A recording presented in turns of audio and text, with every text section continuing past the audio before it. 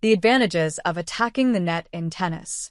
Analysts said it was a strategy that few employ, but that it could improve players' games if they mastered the shot. Tennis is dominated by rallies from the baselines as players with supercharged ground strokes try to overwhelm their opponents by blasting shots that are fast, deep, and heavy with topspin, occasionally throwing in a drop shot to throw them off balance. As a result, players attack the net less frequently than they did in the past. The ball is being struck so hard with so much topspin it gets below the net really quickly, which makes it hard to volley, the ESPN analyst Patrick McEnroe said. But players who take advantage of short balls from their opponents to fight their way forward can seize control, winning points more quickly than those who stay at the baseline. Ask top tennis analysts to name the elite volleyers in the sport, and there's little debate on who's best. Carlos Alcaraz, the recent winner of the French Open and defending two-time Wimbledon champion, is the unanimous choice. McEnroe said that Alcaraz has the best combination of speed, explosiveness, and soft hands. Alcaraz's footwork and agility also enable him to get back quickly and annihilate lobs, Pam Shriver, also an ESPN analyst, said. His movement going backwards is incredible. That ability to go backward well means he can move closer to the net, Martina Navratilova, a Tennis Channel analyst, said, which makes volleying easier, especially because he reads his opponents so well and can quickly cut off the lanes for passing shots. He can push off to go back or explode forward. Still, the experts also agreed that most of the top singles players were missing out on opportunities because they largely came up short in their willingness, confidence, and skill in this crucial component of the game.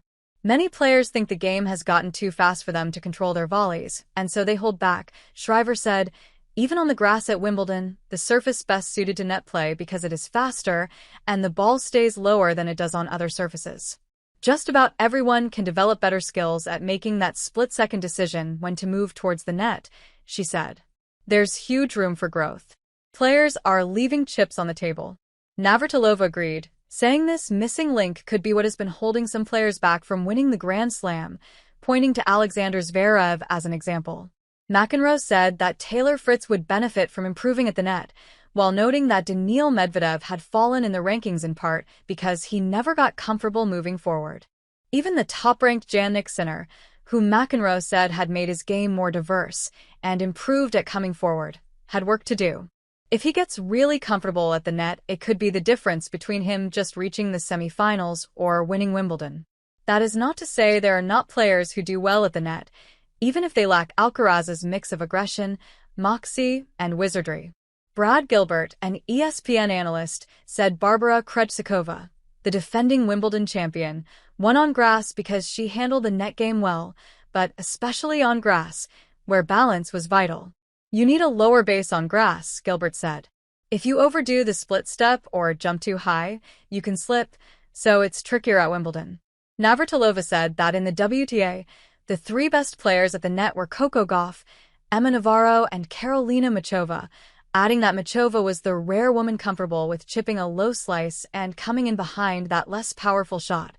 Shriver put Muchova in her top three alongside Jessica Pegula and Jasmine Paolini, with Pegula and Paolini being the best at knowing when to come in and anticipating the passing shot once they had arrived. Shriver said that Gauff and Muchova, like Alcaraz, excelled at going back on lobs. Still, Navratilova said Gauff had been too passive recently and needs to take more advantage of her speed and ability.